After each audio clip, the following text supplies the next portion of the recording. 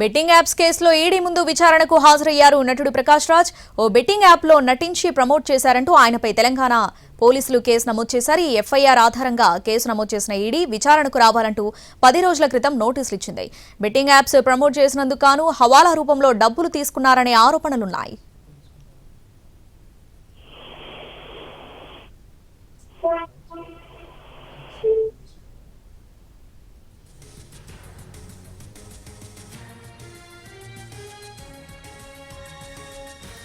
దీనికి సంబంధించి పూర్తి అప్డేట్స్ మా ప్రతినిధి రాధాకృష్ణ ఫోన్లో అందిస్తారు. రాధాకృష్ణ, బెట్టింగ్ యాప్స్ కేసులో ఈడీ ముందు విచారణకు హాజరైనట్టుగా తెలుస్తుంది. ప్రకాష్ రాజ్, డీటెయిల్స్ ఏంటి? విచారణ ఎలా జరుగుతుంది?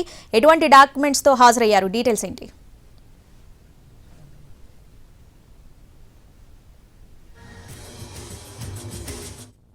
ప్రధానంగా ప్రకాష్ రాజ్ మొదటిసారిగా విచారణకు హాజరవుతున్నాడు. ఈ కేసు మొత్తంలో 25 మందికి పైగా కూడా గతంలోనే పంజాగుట్ట పోలీసులు స్టేట్మెంట్ రికార్డు చేయడం జరిగింది. ఈసారి మొదటిసారి ఈడీ అధికారులు జరుపుతున్న దర్యాప్తులో మాత్రం మొదటి వ్యక్తి మాత్రం ప్రకాష్ రాజ్ అనే చెప్పాలి.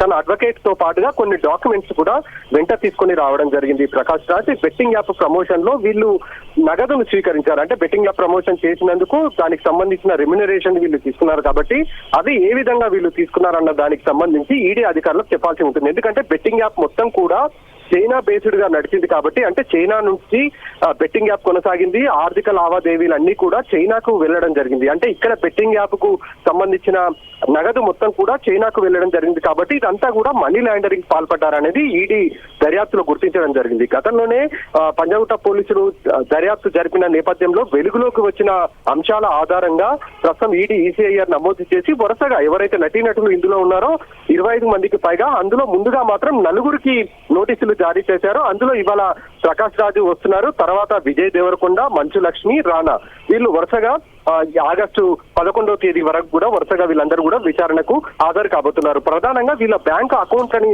ఈడీ అధికారులు తీసుకొని రావడం జరిగింది. బ్యాంక్ అకౌంట్ ఆర్థిక లావాదేవీలకు సంబంధించి వీళ్ళు బెట్టింగ్ యాప్ ప్రమోషన్ చేసినప్పటి నుండి దాదాపు 3 నెలలకు సంబంధించిన బ్యాంక్ స్టేట్మెంట్స్ ని తీసుకొని రమ్మని చెప్పడం జరిగింది. వాటిని ప్రకాష్ రాజు వెంట తీసుకొని రావడం జరిగింది.